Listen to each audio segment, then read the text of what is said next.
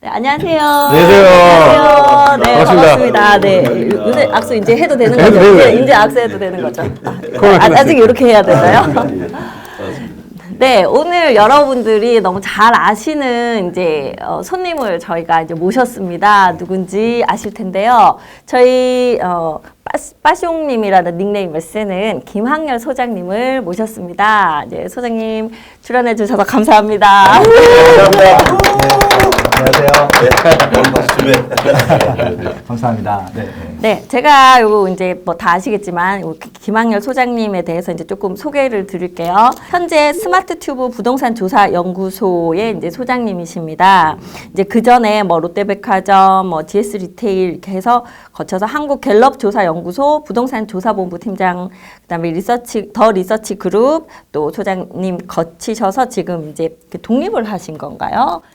예, 더 리서치 그룹도 거기서 일을 하고 있고요. 예, 네. 거기는 이제 이제 B2B 그러니까 공공기관이라든지 대기업들 리서치를 하고 있고, 또 B2C 쪽은 지금 스마트 튜브에서 하고 있고요. 그래서 지금 아마 일반인들이 아시는 활동들은 스마트 튜브에서 하고 있다고 보시면 될 것 같아요. 네. 주 메인은 스마트 튜브잖아. 예, 그러니까 뭐 B2B 얘기는 아무래도 모르시고요. 어차피 그거는 이제 의뢰한 쪽 일이니까 예, 그냥 스마트 튜브 부동산 조사 연구 소장이라고 하면 될 것 같습니다. 네. 예. 그리고 지금 이제 여러 가지 활동으로 칼럼을 여러 군데 이제 쓰셨고 지금도 이제 쓰고 계시고 그거 너무 많아서 어딘지는 제가 저도 모르겠어요. 네, 그다음 이제 저서도 많이 이제 내셨어요. 책을 이제 단독으로도 많이 이제 9권 제가 최근에 했던 대한민국 부동산 사용 설명서 거의 이제 이거는 대박 쳤죠. 부동산의 교재 같은 이제 그런 책이지 않습니까? 네, 이제 그 책하고 제가 또 최근에 봤더니 공저 책이 4월 20일자로 하나 나온 게 빠세클럽 부동산 파이널 투자 전략. 빠세. 네. 빠세크. 예, 제가 진행하고 있는 이제 그런 부동산 컨텐츠인데 네. 거기 네 분 전문가 모셔갖고 책을 같이 냈어요. 네, 그럼 잠시 후에 제가 그 중에서 제일 핵심이 뭔지 한번 여쭤보겠습니다. 네, 그거 외에도 방송으로 이제 유튜브 빠숑의 세상 답사기 있으시고 또 빠숑의 부동산 핵심 노트, 네, 그것도 하시고 또 다독다독까지 활동이 진짜 많으세요. 아 그러네요. 저도 네. 제가 다 하는 거 맞네요. 소개하는 것만 해도 시간이 이제 한참 이제 나랑 삐까뻔까는데? 네. 그래서 이제 제가 제일 이제 궁금한 거는 뭐 어디 딴 데서 말씀하셨는지 모르겠는데 그 빠숑이라는 닉네임이 어디서 나온 건지 제가 궁금했어요. 그러니까 열정이라는 뜻의 영어가 있고요. 그다음에 또 이제 진짜 그 패션. 네. 예, 그래서 이제 그 새로운 곳이라는 의미가 있는데 뭐 새로운 곳에 대한 열정 그런 것들의 중의적인 표현이에요. 발음으로 제가 만든 거예요. 그냥. 저는 이게 뭐 불란서 말인 줄 알았어요. 뭐 그런 것들도 의도했어요. 네, 네. 네. 그래서 오히려 이제 그 닉네임으로 훨씬 더 오래 활동을 하셨던 거죠. 그러니까 제가 한국 갤럽에서 한 17년 동안 연구 활동을 하는데 한국 갤럽이라는 회사가 좀 보수적인 회사입니다. 그래서 이제 개인적인 이름으로는 활동을 못 하게 해서 제가 이제 칼럼을 쓰려고 하다 보니까 제 이름으로 못 내고 빠숑이라는 이제 닉네임, 필명으로 쓰기 시작했는데 그게 이제 워낙 이제 좀 인기를 끌고 유명해지다 보니까 예, 이제 주객이 전도된 거죠. 네. 그래서 최근에 뭐 트렌드가 다들 그런, 그러니까 지금 같이 공저 내신 분들, I am happy, 불용, 월천대에서 다 이제 닉네임이 더 유명하신 분들. 지금은 안 그런데 그 당시만 하더라도 이름을 얘기하는 것들보다는 필명으로 많이 활동을 하셨어요. 예, 근데 지금은 또 본명으로 많이 돌아가는 것 같아요. 거의 돌아왔죠, 이제는. 예, 저도 그냥 계속 김학렬 소장이라고 그냥 그렇게 하고 최근에는 갑니다. 네. 좀 그렇죠. 그리고 아까 제가 이제 여쭤보기로 한, 이제 뭐, 대한민국 부동산 사용 설명서는 이미 많은 분들이 책을 내시면 거의 베스트셀러로 이제 네. 다 가는, 네, 아주 부러운, 네. 지금 우리 김인숙 교수님 얼마 전에 이제 책 내셨는데, 네. 또 이제 그렇게 같이 대박으로 가시는 그런, 네. 행운이 있으시기를. 네, 그러리라고 생각합니다. 네, 네. 고상재 교수님도 전 6월 이제, 달쯤에? 네, 6월쯤에 책이 나올 거고, 네, 네. 그래서 아까 그 최근에 나온 빠세클럽 부동산 파이널 투자 전략, 과연 이제 어떤 책이고 제일 좀 저희한테 한 가지 팁을 요걸 통해서 부티크 우리 그 시청자분들한테 한번 주신다면 어떤 게 있을까요? 실제로 많은 질문들이 들어오는 것들이 있어요. 실질적으로 이제 지금 시장이 어렵고 코로나고 그다음에 또 경제가 어렵고 그랬는데 주식이 또 폭락하다 보니까 주식으로 또 우로 또 유동적으로 가기도 하고. 네. 그러니까 지금 그러니까 부동산을 사야 될지 말아야 될지 뭐 이런 고민이 많은 것 같아요. 이런 시기에도 부동산을 사는 것들이 맞는지, 뭐 산다고 하면 어떤 것들을 사야 되는지 그에 대한 객관적인 좀 기준을 드리고 싶었거든요. 그래서 이제 4명의 전문가가 각자 파트 나눠가지고 그 의견을 낸 겁니다. 서로 협의하지 않고. 근데 묘하게 지금도 사야 할 아파트는 있다는 걸로 모였습니다. 그래서 그런 것들이 어떤 것들인지 그런 것들을 설명해 준 그런 책이라고 보시면 될 것 같아요. 네, 다들 제일 궁금한 게 그 책에 이제 다 들어 있겠네요. 그렇죠. 예. 자, 오늘 이제 저희가 나눠보고 싶은 이제 이야기 중에는 뭐 같이 그 책에 있는 내용이 같이 겹칠지 어쩔지도 지금 잘 모르겠는데 누구나 아파트를 살 때 이게 오르길 바라고 다 사시잖아요. 그래서 이제 그런 것들로 봤을 때 어떤 교통 호재가 어느 쪽에 있는지 이렇게 한번 좀 말씀 나눠주시고 그래서 우리가 좀 봤으면 좋겠는 지역 이런 것들 한번 얘기 나눠봤으면 해서 제가 질문으로 들고 나왔습니다. 많은 분들이 이렇게 고민이실 것 같아요. 이게 투자 목적인지 실거주 목적인지. 그럼 오늘 이후는 고민하지 마시고요. 그냥 실거주든 투자든 다 투자 목적입니다. 내가 집을 샀는데 미래에 집값이 빠질 거 예상하고 사시는 분들은 없잖아요. 그러니까 무조건 다 시세가 올라갈 거 예상하고 사는데 결국은 이제 투자 목적 같은 경우는 이제 투자기 때문에 투자를 해서 투자금을 회수해야 되는 것들이잖아요. 근데 실거주 목적은 회수할 필요가 없죠. 그래서 거주하는 거니까. 그러다 보니까 거주 가치, 투자 가치도 있어야겠지만은 거주 가치도 있는 상품들이 있는 것들이고요. 투자 상품 말 그대로 내가 거주하지 않아도 되고 실질적으로 내가 투자한 금액보다 시세책을 빨리 보면 되는 것들이잖아요. 그런 것들만 그렇게 살짝 구분하시면 될 것 같아요.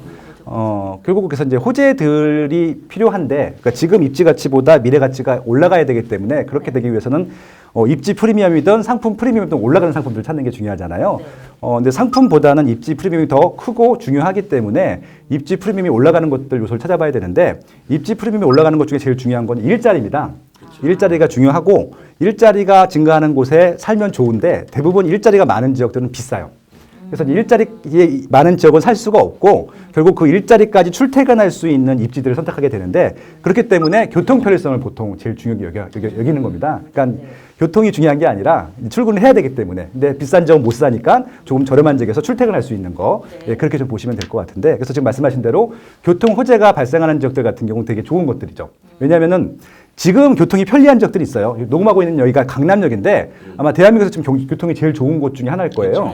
여긴 비싸요. 비싸기 때문에 비싸죠. 여기까지 올 수 있는 지역 중에서 좀 싼 지역들을 찾는 거죠. 여기 지금 2호선 신분당선이 크로스가 되잖아요. 그러면 2호선 라인에서 좀 저렴한 지역들을 찾는 것들이고요. 그리고 신분당선 라인에서 좀 저렴한 지역을 찾을 수 있는 것들인데 문제는 이미 이것들이 다 가치에 반영이 돼 있어서 비쌉니다. 그래서 지금 우리가 중요한 것은 말 그대로 지금은 개통이 되지 않았지만 미래에 개통될 지역들을 미리 선점해서 들어간다고 하면 좀 저렴한 시기에 들어갈 수 있는 부분들입니다. 지금 그래서 결국은 신분당선 연장 라인들이 연장되는 안들이 확정되는 것들을 계속 기울이고 있었거든요. 다행히 남부 쪽으로는 지금 이제 호메시까지 확정이 돼 있기 때문에 그런 이제 여기 생기는 위치들을 뭐 지금 들어간다고 하면은 지금 좀 오르긴 했지만 앞으로 더 올라갈 것이기 때문에 그런 지역들 눈여겨보면 좋을 것 같고요. 또 북부 연장이 있습니다. 지금 이제 강남역까지 오는데 강남역에서 지금 신사역까지는 공사를 하고 있고요. 2021년 말이나 2022년 초에 개통을 할 거거든요. 2년도 안 남았어요. 그게 있고 또 신사역에서 용산역까지 연결되는 부분이 있습니다. 거기까지 확정이고요. 그러니까 그 라인 중에 역세권 생긴 지역은 다 좋은 것들이고요. 지금 하나가 또 지금 이제 올해 예비탕서 검토를 할 텐데 용산에서 고양시, 덕양구, 삼성까지 가는 것들도 지금 검토하고 있거든요. 확정하게 되면은 그 라인들 용산, 그다음에 종로구, 그다음에 서대문구, 은평구, 고양시, 덕양구까지 그 라인들도 이제 하나가 또 포인트가 추가되는 것들이죠. 되게 많아요. 그다음에 또 이제 신안산선 지금 개통을 하고 있는데 그 라인들 결국은 이제 여의도부터 안산까지 연결할 라인들 역세권들일 텐데 그런 부분들 그렇고요.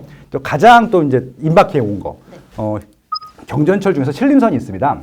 9호선 여의도에 있는데 여의도에 색강역이라고 있습니다. 거기서 출발해갖고 서울대 입구역까지 오는 신림선이 있습니다. 그것도 이제 2년밖에 안 남았기 때문에 이제 가장 큰 호재가 바로 그 라인인데 가장 중요한 건 제가 말씀드렸잖아요.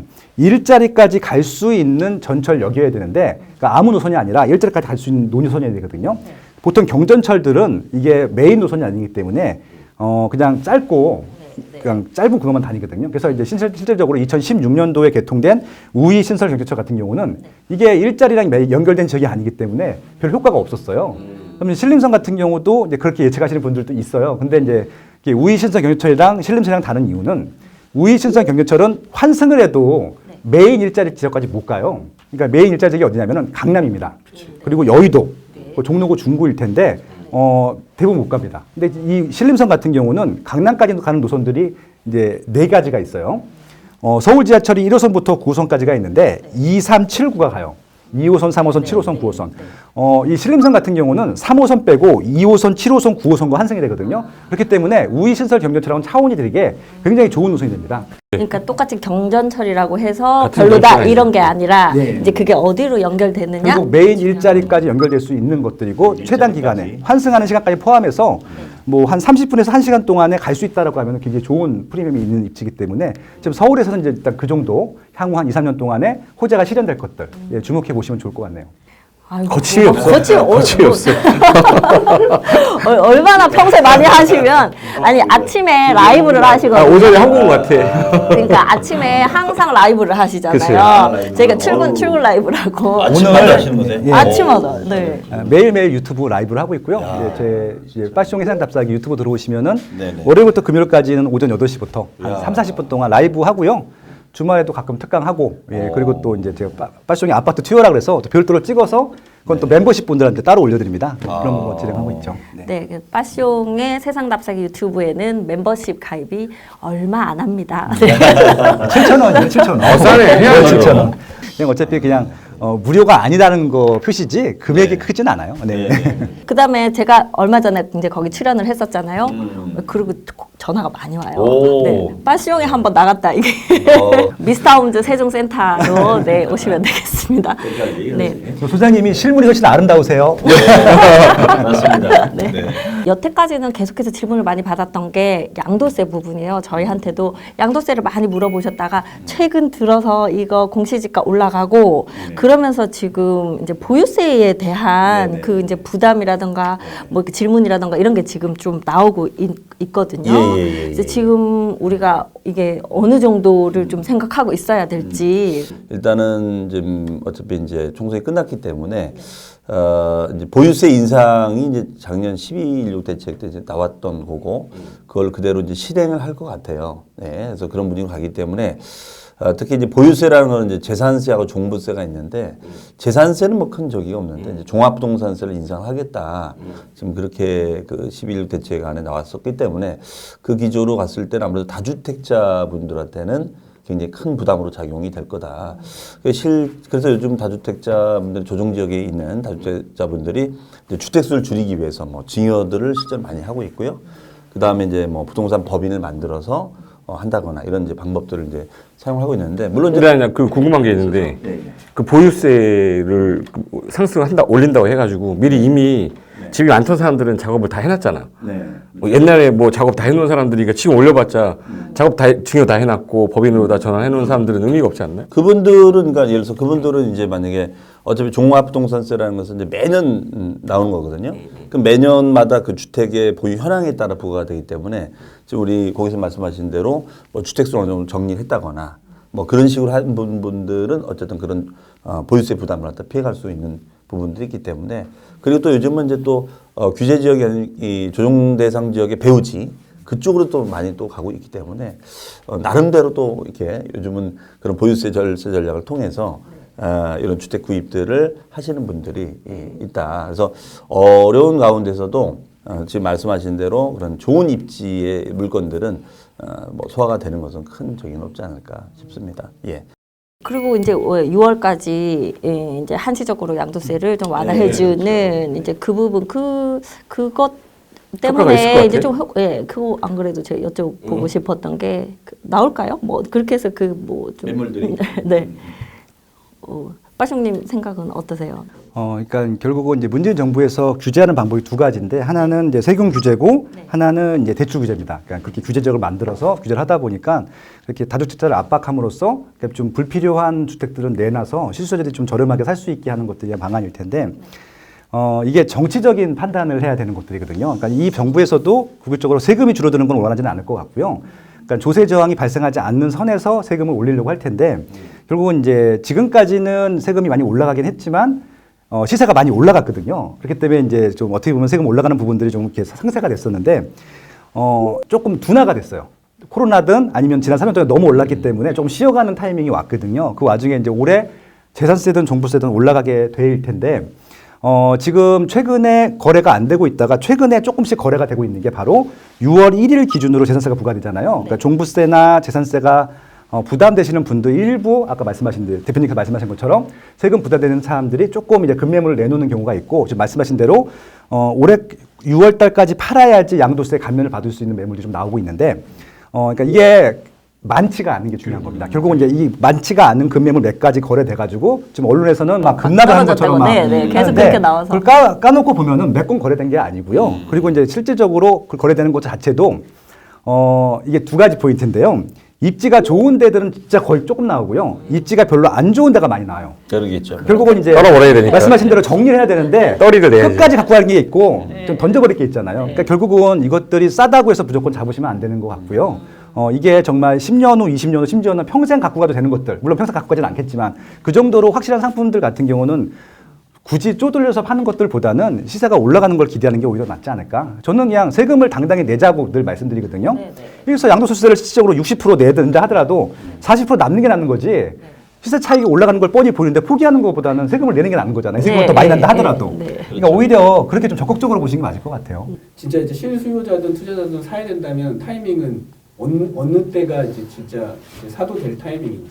그러니까 이제 지금 양극화가 되고 있는데요. 비싼 거 같은 경우는 거래가 계속 가격이 올라갔고 매물 자체가 없어서 계속 올라갔었습니다. 근데 최근에 지금 아까 말씀드린 대로 6월 1일 재산세, 종부세에 부담되는 물건들이 일부 나왔고 그리고 이제 그 10년 동안 보유한 물건 중에서 아무래도 좀 팔고 가는 게 좋을 것 같다라고 하시는 분들이 매물 좀 나왔거든요. 그런 것들은 지금 사시는 게 맞을 것 같고요. 지금 이제 실거주 하실 분들 같은 경우는 좋은 것들, 새 거 같은 경우는 오히려 이렇게 매물들이 나올 때 사시는 게 맞을 것 같고요. 아마 코로나 전국이 끝나게 되면은 실거주 수요가 많은 입지들 같은 경우는 매물이 또 줄어들 겁니다. 왜냐하면 6개월 동안 거래를 못 했어요. 그러니까 이것도 실거주 같은 경우는 서울 같은 경우는 지금 투자처가 거의 없거든요. 실거주 위주로 거래해야 되기 때문에 그런 것들은 아마 하반기 때 풀려나갈 것이기 때문에 먼저 사시는 게 맞을 것 같고요. 입지가 나쁜 곳이 있습니다. 지금 딱 그쪽에 가 계신데 아마 그쪽은 좀 어려워질 겁니다. 지금 세금 부분도 있고요. 정책적인 부분도 있고 또 어떤 것들도 좀 미리 좀 준비를 하셔야 되냐면은 총선이 끝났기 때문에 지금 비규제적인데 규제적으로 들어갈 지역들도 있을 거거든요. 그런 지역들은 투자자 같은 경우는 완전히 물리는 경우가 생기기 때문에 그렇게 좀 나눠서 투자할 것들은 좀 자제하고 실수요가 좀 많은 지역들은 지금 들어가시는 전략들이 유효하다. 예, 그런 말씀 드리고 싶습니다.